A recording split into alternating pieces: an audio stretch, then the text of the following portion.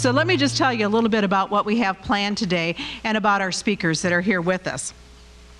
First, I want to really thank our planning team who assisted us in putting this together. In addition to Rotary Charities, our partners from the Northwest Michigan Council of Governments, the Grand Traverse Regional Community Foundation, the Michigan Land Use Institute, and the Grand Vision Core team all helped make this day possible. But really who helped us underwrite the cost of it was the W.K. Kellogg Foundation. So our thanks to them. This is a model that the Kellogg Foundation has long promoted, and we are honored that we were able to provide this series of seminars today with Kellogg's Foundation support. It really is a big day today, and it's full of big ideas, and hopefully it's going to result in big things for our community. The fact that we're all here today shows that we already care about our community, and it gives me a big sense of hope about our willingness to continue to collaborate and innovate together. We're here because we want to make better things happen for our community. And one of the slides that you'll see that David is going to put up is about the sense of urgency. And we talked about that. I said, sometimes I think that we feel things are really going so well in our community, we don't have a sense of urgency, or the general public may not. But I think everybody in this room feels a sense of urgency that there's things that we can do that are better. There's still kids that need help. There's still people that need to be housed. And we can really work towards maybe doing that a little bit better. So why collective impact and why now? The spirit of collaboration in our region is practically legendary across the state. We've earned a reputation as collaborators, communicators, and cooperators. The Grand Vision has helped us understand what our communities want, helped create a regional thinking system of networks, and poised us for success in a new statewide policy on funding of regions. Much of the work that's been done in your other networks in poverty reduction in the Great Start Collaborative has also done the same. So the purpose of today's meeting is to give us a first taste for collective impact and to explore the concept a little bit more in depth. We already have many of the essential ingredients, and I think the top two that we have in our community is trust and commitment. We bring a long history of working together, and we know when we come together, great things can happen.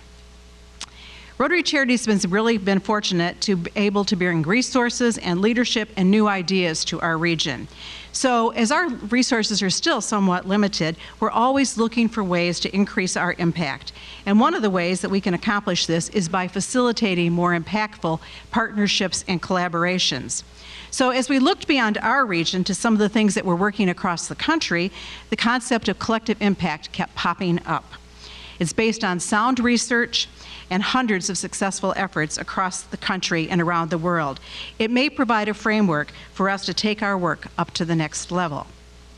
Here to help us understand the concept and practice of collective impact are David Phillips from FSG and two practitioners from the Grand Rapids area where this concept is showing great promise, Diana Seeger and Matthew Van Zetten, who also works for Kent County. Diana is the Executive Director of the Grand Rapids Community Foundation. I'm first going to introduce David. Come on up, David, so they can see who we're talking about. David is a consultant with FSG. FSG is a nonprofit consulting company that works with clients and partners around the world to help them achieve greater social impact. Their clients include leading private foundations, corporations, community foundations, nonprofit organizations, governmental organizations, and school systems.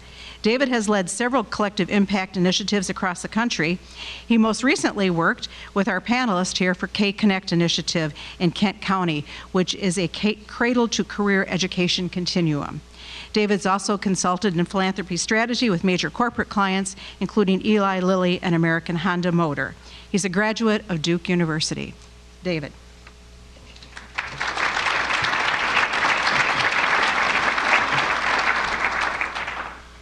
Thank you, Marcia. Can you guys hear me okay?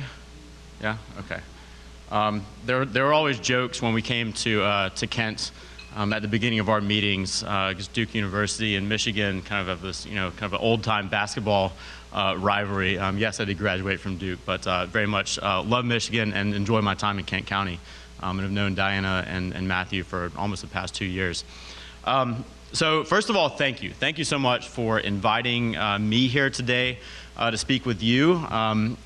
I am from San Francisco now. I lived there for about 3 years, but originally I'm from a small town, and I very much recognize the sort of small town welcome that only small towns can give. I was talking to Marcia a few weeks ago about traveling in and out of Traverse City, and she convinced me to stay the weekend. So we're actually going cross-country skiing on Saturday.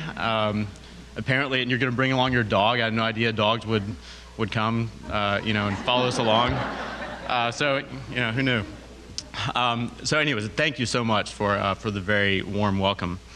And quite honestly, it's a privilege for me to be here and speak with you and spend the day with you, because what's exciting to me is that you are all here not about one individual program or organization, but you're here as a community, and you're here to talk about community change. And that, for me, is in and of itself very, very, very inspiring. And as Marcia said, in the Grand Traverse area and around the country, we have tremendously dedicated people who are doing really good work to make their communities a better place. And we're seeing progress in a school or a neighborhood, sometimes even a city. But by and large, we aren't seeing progress on those big macro indicators. We haven't yet figured out, as a society, how to drive positive systemic change at scale. So how can we go beyond that individual impact to community level impact? So my role today is to share with you an approach called collective impact. And you'll definitely recognize a lot of aspects of collective impact in your own work. You definitely will. And as Marcia said, this region is legendary for collaboration. I love that. But my goal is for the people in this room to come away thinking just a bit more critically about the approach of collective impact and how that might be applied to your work if it's appropriate. First, let me just ask a couple questions of all of you guys. So before this meeting, before you got the announcement for this, how many folks had heard the words collective impact? Show of hands. Okay, just about everybody. Now, how many people believe currently that you're doing collective impact? It's okay, you can say yes. Yeah, okay, a number of folks. And how many folks could describe the difference between collective impact and, we'll just say, other forms of collaboration? Sort of. I saw one of these. Okay, so even the folks that are doing collective impact, maybe you can describe it. So let's kind of have that as our goal, to be able to describe the difference and to think critically about what collective impact is and how it's different than other forms of collaboration. Okay, so our agenda, we've kind of gone over this, so we'll talk about, my role is to bring some sort of theory and principles to collective impact, and then we're going to talk to Diana and Matthew, which is really going to be great, and they're going to bring kind of a practitioner perspective to this. So I think that'll be a really good setup. And then we'll have some Q&A after Diana and Matthew, and then small group discussions. So Marcia actually introduced me, so I'm going to go through this really quickly. FSG, our mission is to discover solutions to solve social problems better. And the way we came to this, sort of being experienced with collective impact, is that we were consulting for foundations, government, corporations, et cetera, which have a normal sort of nonprofit strategy consulting side of the business. And we noticed that there are all these problems out there that cannot be solved by one organization or one policy. So we looked very deeply into this. And what we discovered there are communities around the country that actually are holding themselves to a very high bar, making that systemic progress at scale, sustainably over time, and that they have common characteristics. So we wrote an article about this called Collective Impact in the Stanford Social Innovation Review exactly 3 years ago, and the concept has taken off like wildfire. It's something that is kind of humbled us and really not been a surprise, but it's really taken off. So that's where we got to, how we got to this point, and ever since then we've been sharing what we learned. We've been looking into this much more deeply. How does collective impact work? So that's really kind of the frame of how we got here. So what is collective impact? Now, when we look across the social sector, what we see are essentially a mismatch of the types of problems that we're trying to solve and the methods by which we're trying to solve them. And it starts really with an understanding of what a complex problem is. So I'm going to start with an example, an analogy that comes from a book called Getting to Maybe. It's written by 3 Canadian authors, really great book. And they talk about 3 types of problems. The first problem is baking a cake. This is a simple problem. The example they give is baking a cake. Anybody can do it. You have a recipe, put some stuff together, put it in the oven, and it comes out, and it's like reasonably, for most people, it'll be okay, right? And you can repeat this. Second type of problem they talk about is a complicated problem. Complicated problem requires expertise. The analogy they give is going to the moon or sending a man to the moon. Requires expertise, but there's a formula to do it, and you can repeat it over time. So it's a complicated problem. The third type of problem they talk about is a complex problem, and the analogy that they give is raising a child. How many folks think raising a child is a complex problem? Yeah. I love asking that question because it's always a crowd pleaser. Like everyone's like, yeah, it's a complex problem. Absolutely it is. Why is it a complex problem? It's complex because kids don't do what you want them to do. No 2 kids are different. Your first and your second are going to be completely different, maybe, and require you as a parent to parent them a little bit differently. Many things affect your kids. It's not just your school. It's not their friends' parents, their friends, the environment they grow up in, their church, etc. All these things affect your kid, and you have no control over a lot of these things. And most importantly, the solution, if you will, for raising your child is not known in advance. You as a parent have to adapt constantly to what the kid feels or is doing. So this is a complex problem. In the social sector, complex problems are things like addressing obesity in a community, or getting a cohort of children ready for and to succeed in college. These are complex problems in the social sector. So how do we deal with complex problems just in general? Well, it's the connections between organizations, the interactions. And in the social sector, this means funders, businesses, nonprofits, government, faith-based organizations, et cetera. It's these connections that matter when you're dealing with a complex problem. So there are 3 things to keep in mind when tackling a complex problem. One is to focus on the interaction between organizations. 2 is that you need to put together a process that's flexible and organic because things change, it's just like your kid. And 3, the solution can't depend on just one organization or program, whereas it's going to be a multiple of strategies, a combination of strategies that work together in mutually reinforcing ways. So this concept of a complex problem is really important. Now, I want to start by saying that we're doing really good work. In the nonprofit sector, there are tremendous people that are doing really, really good work. And just, I'll say the social sector in general. But our traditional approaches are not solving these complex social problems. So what do we see when we look out at what we currently do? We see funders giving to individual grantees. We see organizations working separately, competing for that funding. We see evaluation to isolate what's working and what's not, to fund those types of programs. Large-scale change is assumed on, or predicated on scaling organizations. And business and government sectors are often disconnected from one another and other sectors as well. So this leads to what we've called isolated impact. And the problem is that this approach rarely works when you're dealing with complex social problems. Why is that? Well, there's a few erroneous assumptions built into this. One is that government will step in. 2 is that solutions are transferable. 3 is that solutions can be imposed externally. 4 is that management teams can be easily replicated. And 5th, this approach requires new resources, which is particularly appropriate reason in this time and age. So this model leads to isolated impact. And again, we're treating problems as if they are simple or complicated and not complex. So what we're suggesting is a move from isolated impact to collective impact. Now, we got here not by the fault of any one organization or any one sector, and we're certainly not going to make progress with one organization or one sector. It has to be a collaborative approach. So let's imagine that approach. one in which multiple players are working toward the same goal, where you're measuring, where there's cross-sector alignment of governments, nonprofits, foundations, et cetera, and where organizations actively coordinate and share lessons amongst one another. Sounds great, right?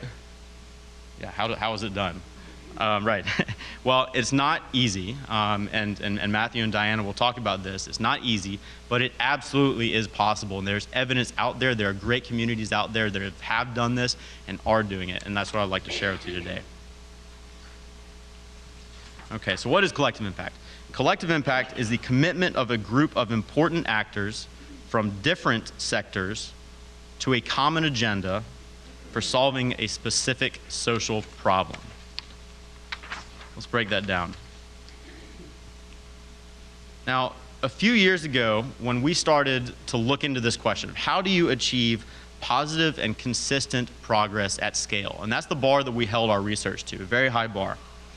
We went out and we researched collaborative cross-sector efforts. And the truth is that the vast majority of these were not meeting that bar, not surprisingly. But there are a few that were. So we looked into these and we found these 5 elements. They all had these 5 elements embedded in their structure. First is a common agenda. A common agenda is a common understanding of the problem and a vision, a shared vision for what it takes to make progress. This is not easy to do when you have multiple sectors and multiple organizations coming to this, because I mean a common agenda is much more than just let's do good. Common agenda is specific, and to get organizations with different missions on the same page, that's difficult. But that's what a common agenda is. Second is shared measurement. Now this is measurement to support learning and to measure progress throughout the course of the initiative. And without a common language of indicators, it's really hard for organizations to learn from each other and learn what's working and make course corrections. So that's why shared measurement is really one of the hardest part of collective impact, but may be the most critical. Third is that organizations work together in mutually reinforcing ways. So in short, this means trying to support the collective or the collaborative to have differentiated approaches, and so that all the work that needs to get done is getting done, and that work is not redundant or duplicated. One example that I like, just a quick example, because I think the concept of mutually reinforcing activities, I think folks kind of can glaze over that. There's a partnership called Strive in Cincinnati. Their goal is to educate or to get kids ready for the workforce. It's kind of a cradle to career initiative. They got together, they looked at data and realized that only about 20% of students in this particular region were accessing after-school care, after-school programs.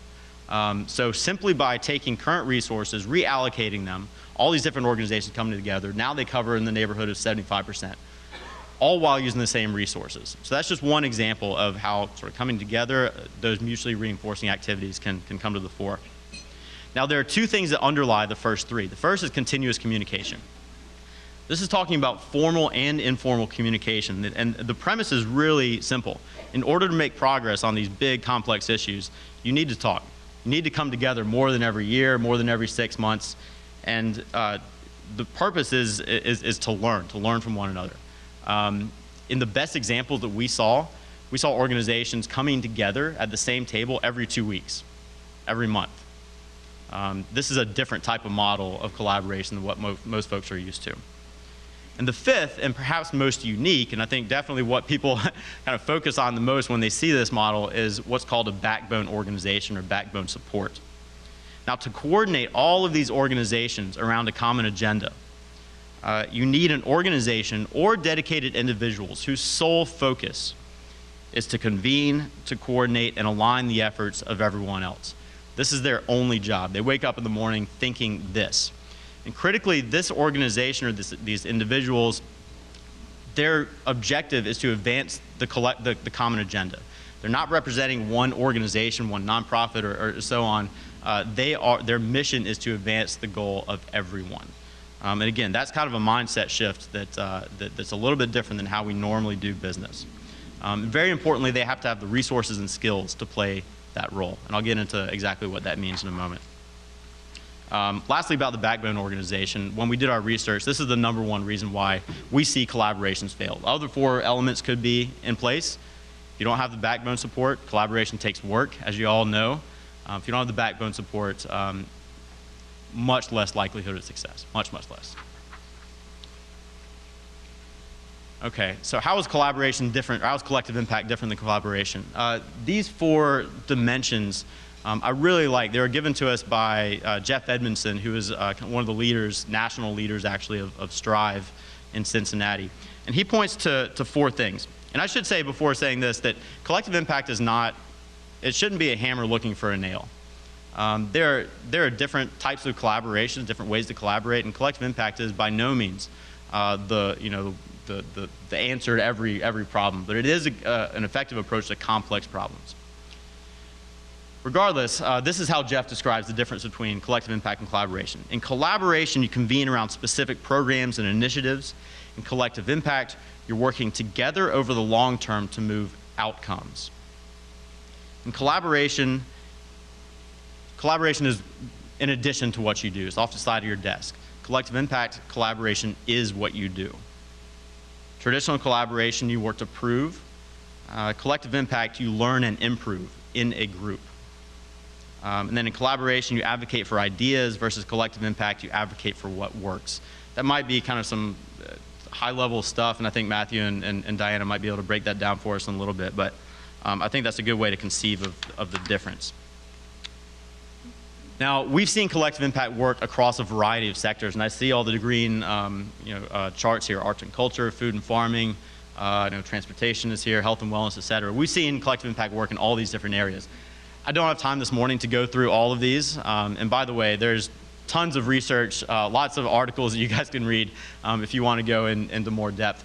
But suffice it to say, collective impact has been done successfully in all these different areas.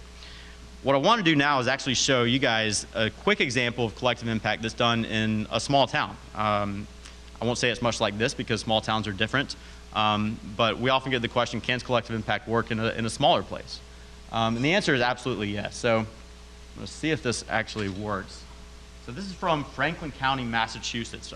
They have about 88,000 individuals across 30 municipalities and about 800 square miles, definitely in rural Massachusetts. So we're just going to watch a really quick video.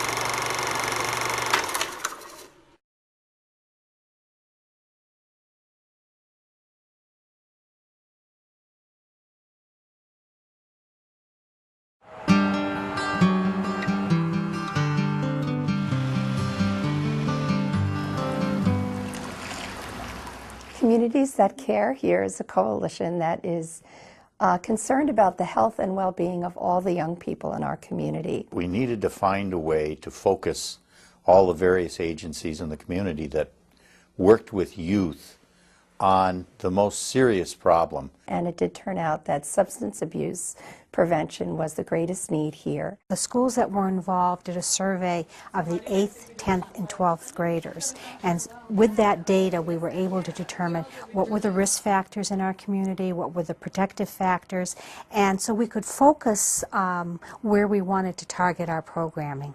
We decided on what our priority risk and protective factors were based on the data that we collected from the Teen Health Survey and other data sources, and also based on what made sense for our community. In order to address these priorities, we split into 4 work groups. The work groups are all action-oriented. We have a parent education work group, a youth recognition work group, a community laws and norms work group, and a prevention education work group. So today, Communities That Care are over 200 organizations from all these different sectors. I won't read them to you. Focus on a 2-pronged strategy to decrease local risk factors and increase protective factors. The things you heard, they use data. You heard about a common agenda, and they're organizing very specific ways. You heard about these things called working groups, which I'll describe in a moment. A couple of things you didn't hear, they have a backbone organization that's actually shared between 2 different organizations. And since 2002, they've raised in the neighborhood of $5 million from multiple sources. County governments, state government, local funders, et cetera. A lot of different sources to fund this. And I just want to point out what their results have been. And I'll let the numbers speak for themselves. This is about 10 years. Alcohol abuse, and they had a big problem. I didn't show you the before slide.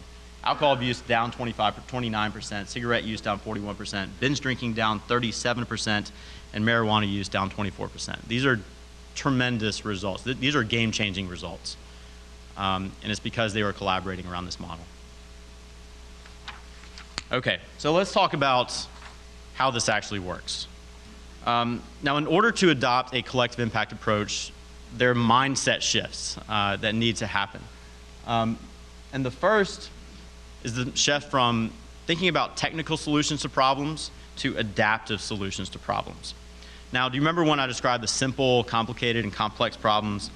While technical solutions work for simple and complicated problems, adaptive solutions are needed for complex problems. Because remember, with complex problems, the answer is not known in advance. So the answers, the solutions, will be adapted by the people who are involved in the issue. Yes, of course, we have to look at best practices, what works elsewhere. But what we found is that a lot of times in communities, you have strategies that are working, that need to be, that should be adopted by others. Strategies that are context specific. So that's one mindset shift. Second is when we're dealing with complex problems, we should move from silver bullet to silver buckshot. Already here, I see, yeah, you see what's happening. People are giggling about this. In other parts of the country, I have to ask, like, does anybody know what a buckshot is?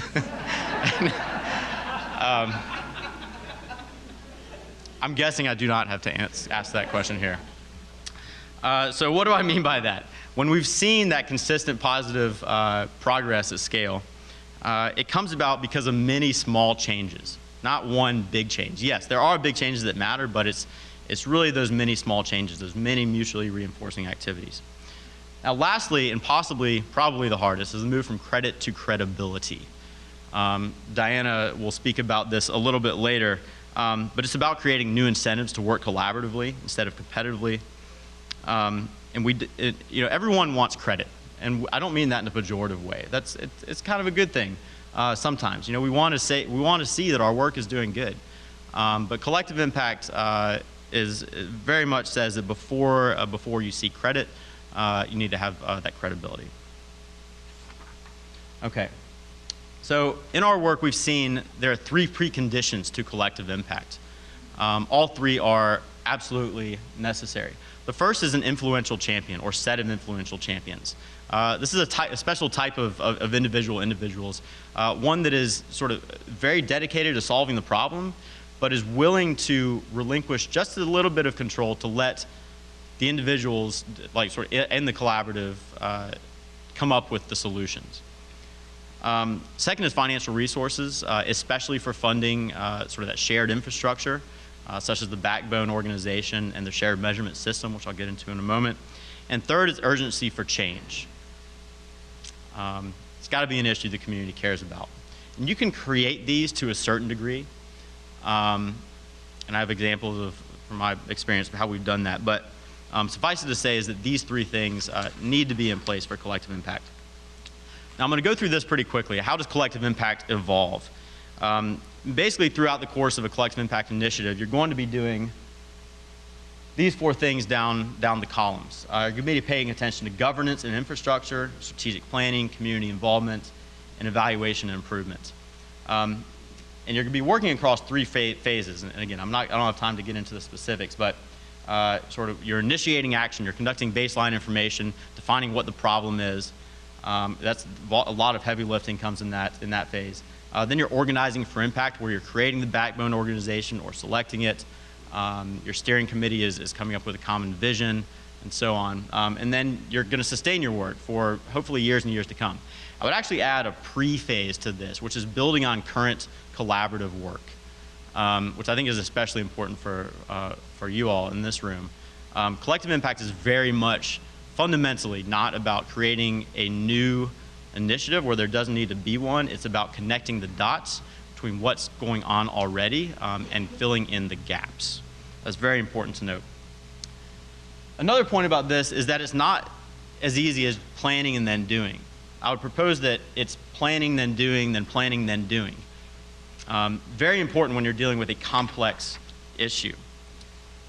So how do we do that? How do we plan and do iteratively, all while coordinating dozens, hundreds of organizations?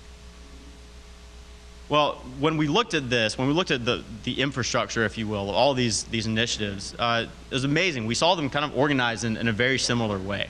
And this is what you see up here. So first, let's start with what's given. You have a lot of community partners, organizations, nonprofits, churches, et cetera, that are out there doing good. To the side of this, you need a steering committee. Just think of it as your board of directors. Sets the vision, but very much represents the whole. Represents the whole of the community. That's very important. They need to be representative and have credibility. Then the backbone organization sits off to the side. The backbone organization is coordinating all the activity throughout this map. But then you need structure. So a common agenda and shared measurements bring structure to all of this. The implementation of the work is done through what we call work groups. Work groups are usually cross-sector or can be cross-sector and are usually organized around a strategy or an outcome. So in the Franklin County Communities that Care example, they had a work group structured around parent norms for alcohol abuse.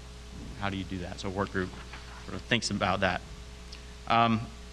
So how do you, so when you look at this, the process needs to be structured yet flexible and organic because it's a complex social issue. So how do you do that? That's, I don't know, that just, when I say that out loud, that's structured yet flexible and organic. What does that look like? Let's go actually to a quick nature analogy for how this might be done. So this is a bunch of birds. I actually saw some similar birds flying around in Traverse City last night. So it's a short 30-second video.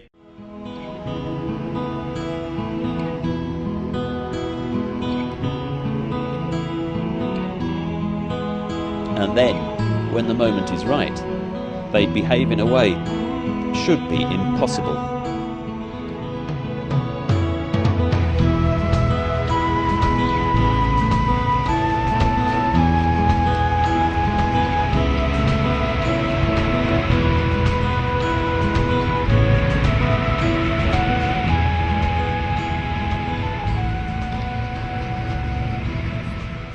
Now, scientists have studied how it is that birds, hundreds of birds, with wind currents and all of this, are able to coordinate their actions. And it turns out that there are 3 simple rules for interaction that govern their behavior. The first is you maintain a minimum distance from your neighbor.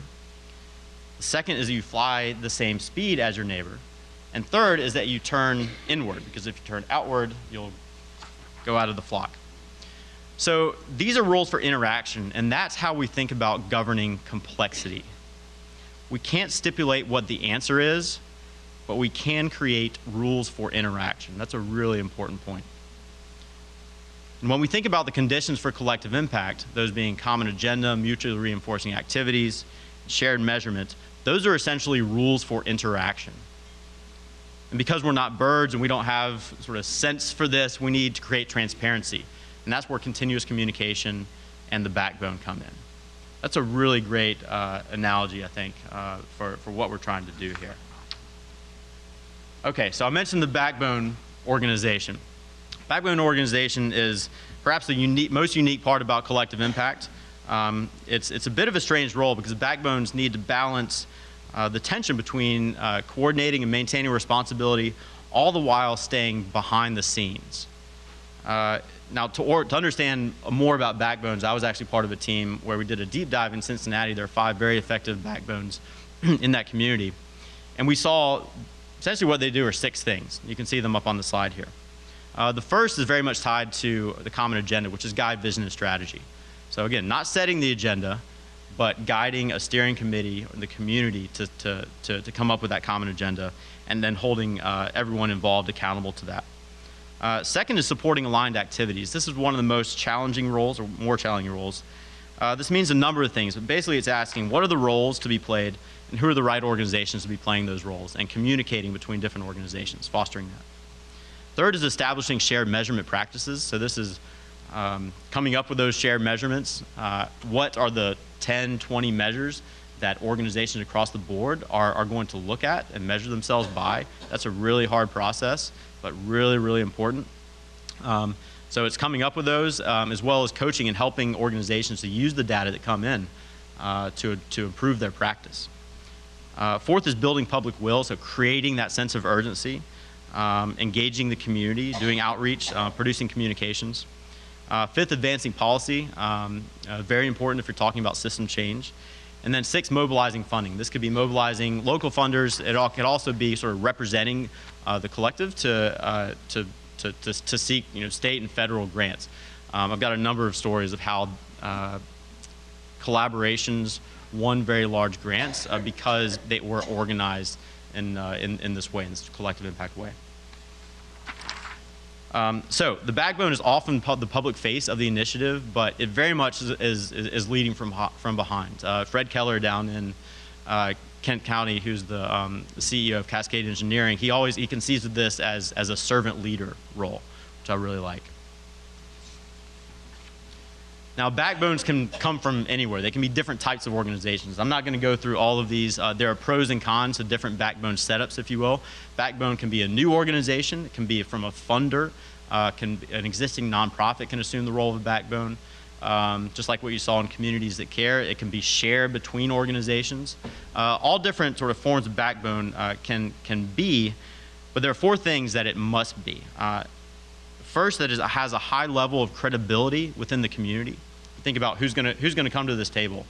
You need to come to the table where someone is credible. And secondly, a neutral convener. Three, they have to have dedicated staff. And four, they need to be able to build key relationships across members of the initiative. So those are kind of the underlying characteristics of a backbone. A lot of misperceptions about what a backbone is, and I've listed them here. The backbone does not set the agenda.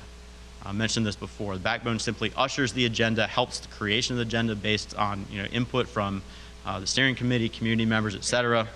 The backbone also does not drive solutions. It facilitates conversations that lead to solutions. The backbone does not receive all the funding. In fact, when we look at collective impact initiatives, the backbone, the infrastructure receives 1% or less usually, roughly, of the total budgets of all the organizations it's helping to coordinate. It's actually a really high bang for your buck there. Next is the backbone can be self-appointed. Very much this is something that has to have credibility, comes from the community. And fifth is the backbone is not business as usual. This is not a program. This is not how we normally conceive of doing business. It's a coordinating, facilitative entity. Okay, a couple things left, and then we're going to do this panel with Diana and Matthew. I mentioned that we not only need the structure of a backbone or shared measurement, but we also need kind of soft wiring for this. We call these our 5 essential intangibles. The first is relationship and trust building. In the best collective impact initiatives we've seen, they really focus on this from the get-go. And I think that'll be a strength here in Traverse City, the Grand Traverse region, and generally is in smaller places.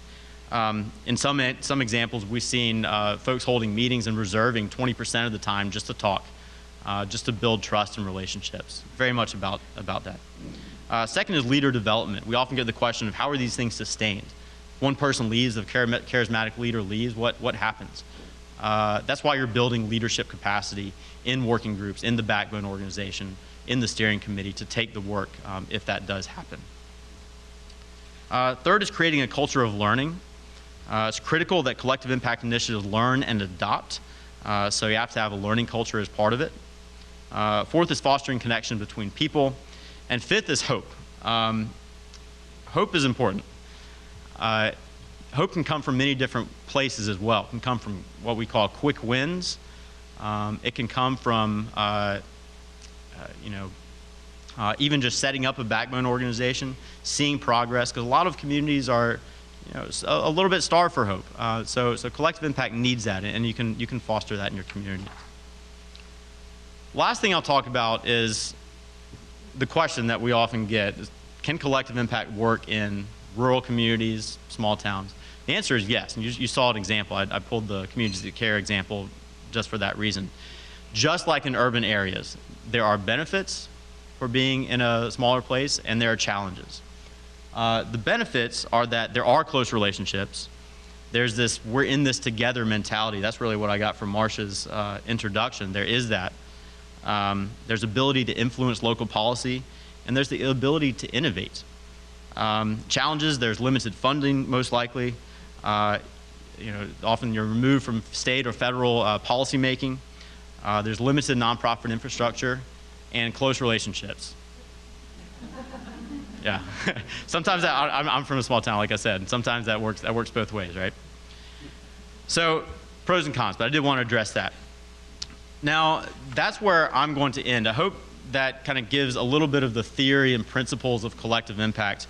I can kind of show you this, and we're gonna post all these slides, by the way, online on the North Sky website, so you can download those later. So that is the end of my portion. I hope that that was a little bit instructive. We're now going to go to a panel with Diana and Matthew, and then we'll go to some Q&A afterward.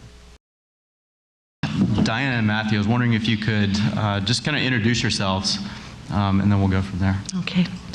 I'm Diana Seeger, president of the Grand Rapids Community Foundation and longtime colleague of Marcia Smith's and fan of Marcia's.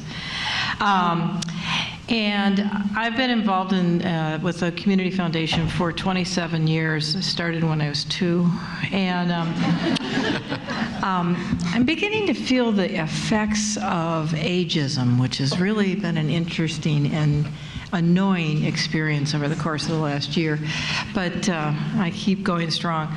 And deeply rooted in all things as they relate to community change that David was referencing. My earlier work also was pretty much about community problem solving and working with community groups. And it's, as I look out over this crowd, I can see faces of deep, deep commitment. And so I think that this is a real opportunity, particularly given the fact that you've been all experiencing the grand vision for all these years as well. So you're starting in a positive way that we didn't have, right, Matthew? Correct. Hi, I'm Matthew Van Zetten. I'm with the Kent County Administrator's Office. I work in a couple capacities. One is I'm the coordinator of what we call the Family and Children's Coordinating Council. You may call it your multi-purpose community collaborative here, Human Service Collaborative. And I'm an analyst in our office as well. And I have the privilege of working with Diana as she's a member of our body. Great, thanks. So maybe one of you or both of you, if you like, kind of just give us an overview on K-Connect and how you got there and where you are now. Well, I'm going to give almost 99.9% of the credit of getting us where we are today to Matthew, because we wouldn't be able to say, he wouldn't say that, and it's just, I will say that to all of you in this area. David's right. It's really kind of difficult to explain the nuances, if you will, the differentiation between collaboration and moving toward and experiencing collective impact. What you all need to know is that we're at a particularly vulnerable time. So you're not going to hear from Matthew and I crowing about, well, we did this and we did that. We're going to be pretty straightforward and honest about what some of the experiences that we've had. I'd really like to give Matthew the opportunity to explain how this really all came about, but I will tell you that I recently participated in something called Failure Lab down in Detroit, and telling stories of your failures and leaving the audience with what was the life lesson. I had so many failures from which to choose. It was hard to figure out which one. One of my failures, though, was several years ago. A woman who used to run the Steelcase Foundation, now is the head of the State Great Start Collaborative in the state of Michigan, Susan Broman.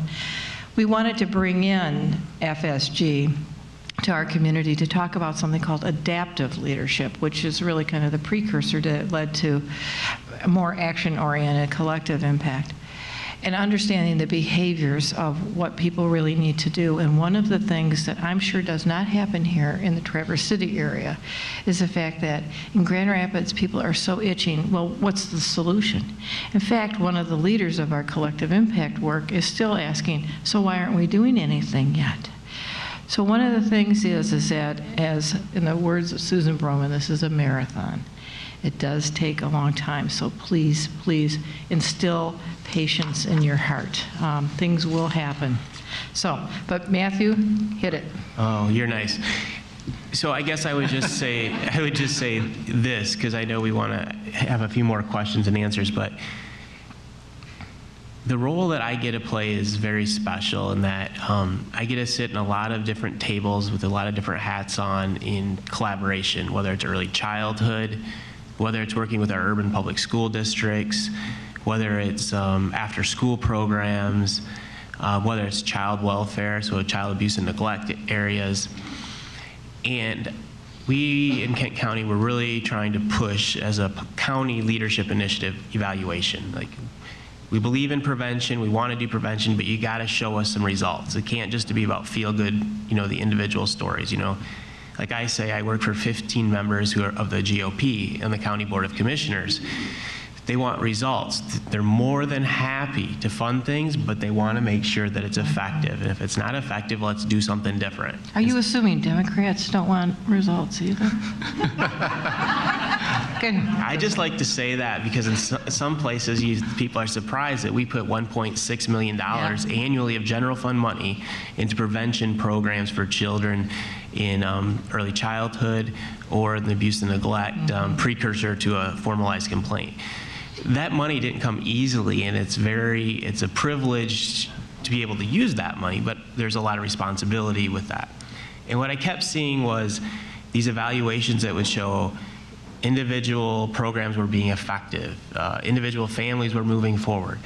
I kept seeing it all over the place, but yet when kids count would come up, when I'd see the abuse and neglect stats, when I'd see the child care fund increase by millions of dollars a year, when the urban education crisis that we have in this country, and now rural too, I mean, Cedar Springs is a rural community, I'd see these macro level reports. I'm like, man, what are we doing? We're not getting what we need as a community. And what's that going to do when we look at data that talks about workforce development and income and opportunities for kids and families? And if you don't have a secondary credential, how are you going to survive? Whether it's $10 a new minimum wage or $7 now, how are you going to survive on that?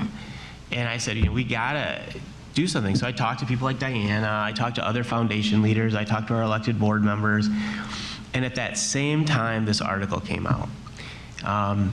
And ta-da! We took 10 people out to a conference that FSG held at Stanford, and we walked away saying, we really have got to figure this thing out.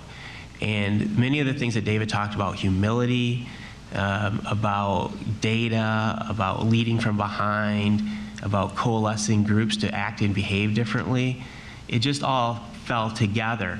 But let me tell you, it was a lot of work to negotiate people to the table to say, you're doing great work, but it's not just about this work, it's about all the work. And people say, well, just fund me more, like David talked about. I need to get scaled. And I'm like, with what money? What money? Property values are declining, states cutting money. We have a crisis at the federal government with debt. But what money? And our foundation friends always remind us that their assets are less than the county general fund budget. So, we're great for a short-term infusion of an idea producer, but you've got to really realign your funding to more effective uses. And so we got the group together, and we were able to start a process and raise the money from our idea producers around the table that they were part of it to say, let's take a look at collective impact and see if we can't create a common agenda. And where are you now, real quickly? Where's K-Connect?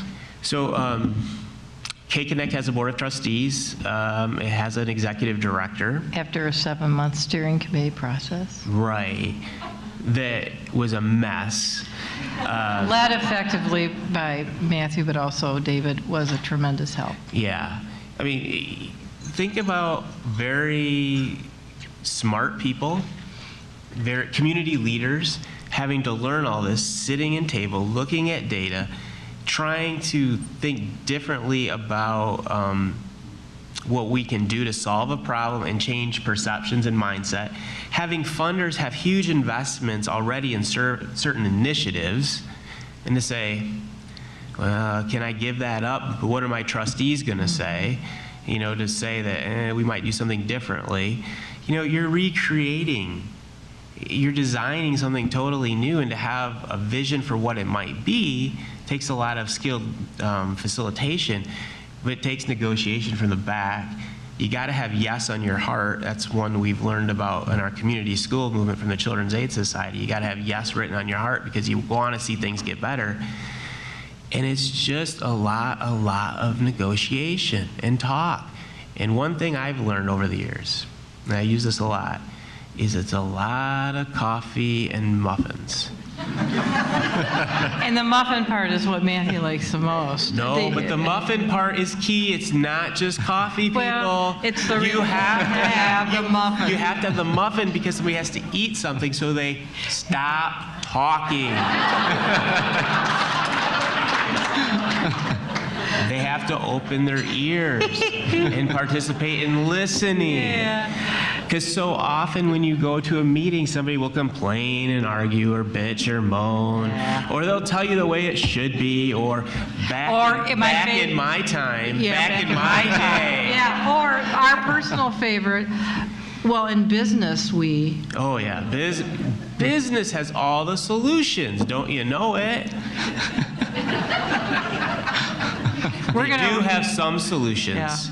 That's the thing about this. It's got to be cross-sector because you have to learn from each other.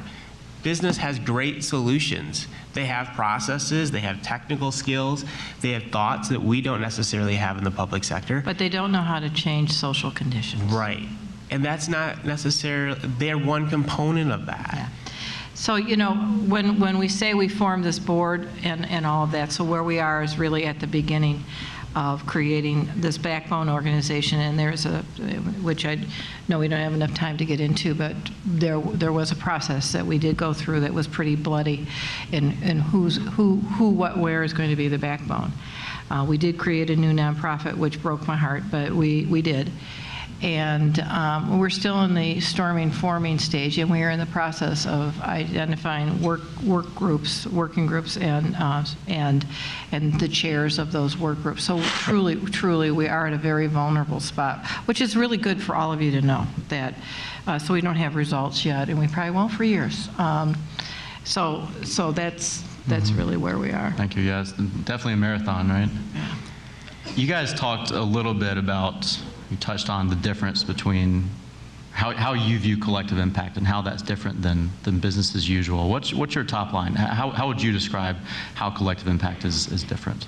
Well, one of the things that is key in all of this, David, is the fact that you really do, and you have to understand something. I'm an extraordinarily competitive person. And I have to really bury that, and not so much bury the good thoughts and the passion about it, but to understand that what's different in collective impact is behavior. And there's a slide that David showed that I hope that you'd really all remember and dog ear, and that is about relationships, the muffins and the coffee and all that, but it really is about humility. So that means sitting at the table, and I've had to lose a lot to win. And what I mean is for the community to win. And talks that I've given in the years past, I really could eat my words because I used to say it's so much easier to do it alone. And in many ways, process-wise, it is. It's so stupid, though, because it takes then years to try to get ownership on the part of other people.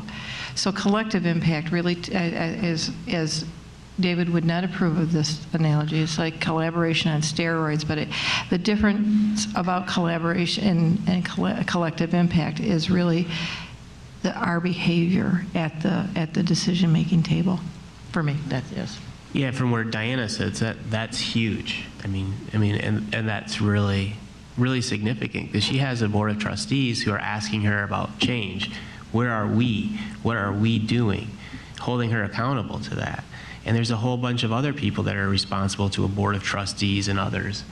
And to create this learning environment that, like, okay, you know, look, what we're doing hasn't been a failure, but it's not the success that we want. So how do you instill that in the body and the learning of your community? The other thing I would say is you have to really step back and say it's not about the backbone. It's not about the backbone. It causes all kinds of problems because people think it's about the backbone and they got all the power and they got all the power. They don't have any power other than the ability to talk to people and influence people. But they have no power because there's all these boards that have to agree to change and want to change and do whatever. And all they can do is sit in the background and have a lot of really quiet conversations with people and feed them the coffee and the muffins so they can say a little bit, but then they listen a lot. And then you have to go back and you have to think about how does this all fit together and how can I move the field a little bit at a time, just a little ways down, a little ways down. And at the end of the day, I want to see that scoreboard, that scorecard, those common shared indicators move. And you got to be okay with feeling comfortable about knowing you were part of something and not knowing that you did something.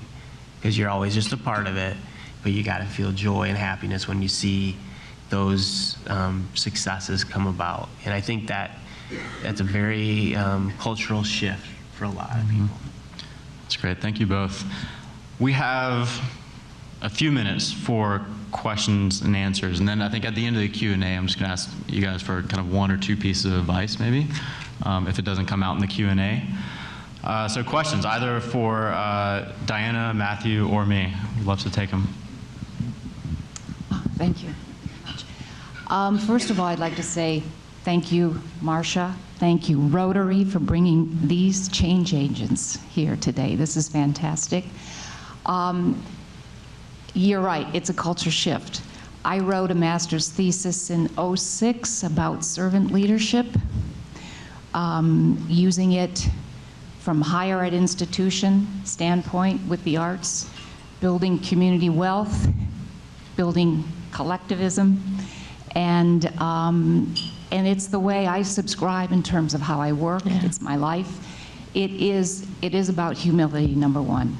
It's bringing that culture shift together to a mindset and a heart space that has been so rigid, has worked for quite some time, but it needs to change. Mm-hmm. So thank you. Yeah. Very nice. There's one over there. Curious about the Backbone organization, and you mentioned that you formed a 501c3, and that whole challenge of getting the right, I guess, combination of people who can actually do the work. You might have multiple organizations at the table, so how did that go for you? Because I know we struggle here with that very issue of finding, when you have a collaborative, you know, those agencies that can step up and actually play that role. Well, it was, up to this point, that has been the toughest challenge. And I'm sure that we're going to encounter other tough challenges. I sit on the board of the K Connect organization that was recently created. I think it goes back to kind of what I call community baggage. And, you know, I lead a very strong organization, and I have a phenomenal board of trustees. And maybe because I've been there for such a long time that my personality becomes the personality of the foundation, and I'm not apologizing for that, and because in truth I really am a pretty nice person, but I do have a lot of passion, and yeah, so I guess my point is that we could have very easily been the backbone at the community foundation. I didn't want to do that because I didn't think it was necessarily for the Grand Rapids area, because it has happened well in other communities, that some of that baggage might be, there she goes again. She chatters about all the change of behavior and humility, and yet her organization captured this backbone. Another organization was really vying for it, and a very bloody battle occurred in our multi-purpose room at the Community Foundation a year ago, December. One of the things that I was truly advocating for was for the coordinating council at the county to be that backbone. There was the opinion on the part of some, and I just say a some, that there was some danger, Will Robinson, with having then the county ultimately having some purview over the backbone.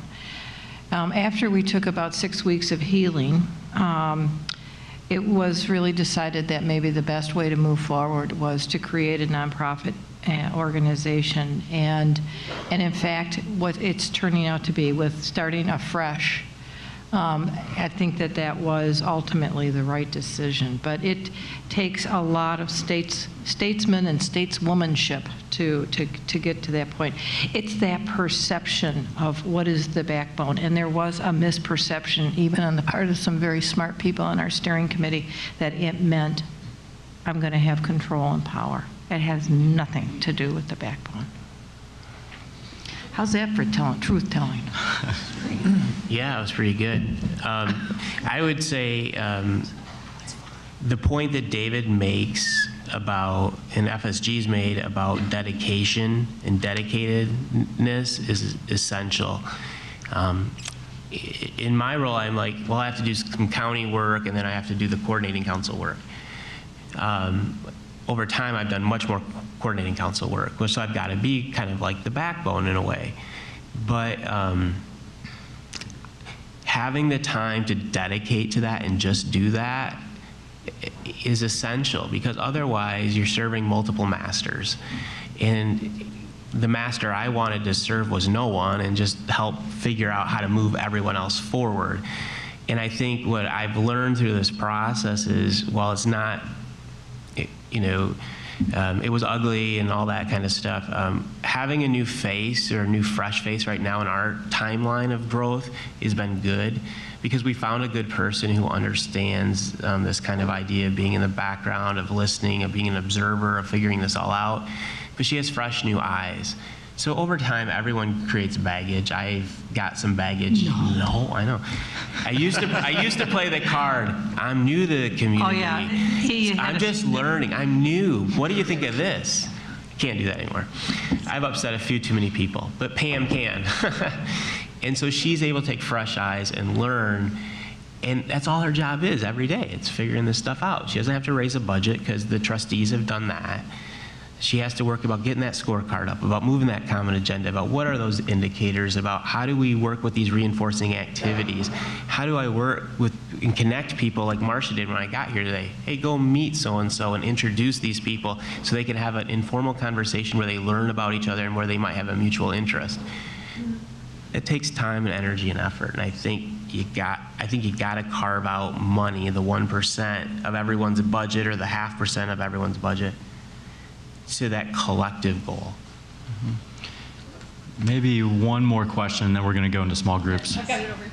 Hi. So this is a question about frame of reference and who gets invited, and are there fundamental dangers of being too narrowly focused and leaving out, important issues that relate to whatever the core issue is, or being so broadly focused on quality of life in our community that it's hard to move the conversation forward? And how do you navigate all that? So there's a long answer to that, I think, but the short one is urgency, data, what's it pointing to? The research that FSG has done shows that you can have multiple backbones around common areas of interest. So like in their original article, there was one about the environment and a river cleanup. And a backbone was put together to just concentrate on that. And then there's the Strive Cradle to Career and Education bit. So I think go where the data leads you. And then 2 is what's hot. The part about excluding people, though, gets tricky, because there's people that were critical of us and that we didn't have enough nonprofits involved in the common agenda creation on the steering committee as part of these discussions with FSG. You've got to figure out ways to include people through conversation, through focus groups, through data gathering, through web tools or whatever, but it's intentional, because you can't have everyone at the table creating the common agenda. And that's where influential people then have to help you sell it. They've got to say, we're doing this, you've got to trust us. Credibility, David's point about credibility becomes important. There's not just one credible person on the trustee level. I think so. There's community college presidents, there's other foundation leaders, there's public sector folks. There's got to be credibility. Right. Thank you. I think the largest thing that hit home with me today was the idea of practicing patience.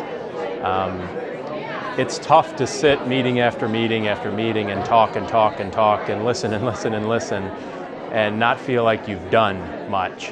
But that was one of the first points they made today, was that when you're trying to go from give a man a fish mentality to teach them to fish and change community and social norms, if you will, it takes a lot of time and a lot of patience. We all spend a lot of time competing for money, and I'm a banker in my real life, so anytime we talk about these things, my brain goes to the economics of it. And if we can share resources, share funds, share skill sets and knowledge, I think that is a win-win for everybody. The collective impact component moves us to a whole nother level. I think this is a place where we need to go as if we're going to expand on the idea of the grand vision, take the concepts of the grand vision and move them forward. I believe that the collective impact model is that model that's going to help get us there. It kind of transcends just the collaboration that we've had and morphs it into something more flexible and engages more people in the community, come up with solutions that we're looking for. I think today's session on collective impact is important for our region because we are so good at collaborating and we do have such good relationships and trust compared to other communities, and yet we can't rest on that. We need to keep trying to figure out how we can take all these collaborative efforts to the next level, and I think this concept today has re-energized us and given us a way to look at how we can do even better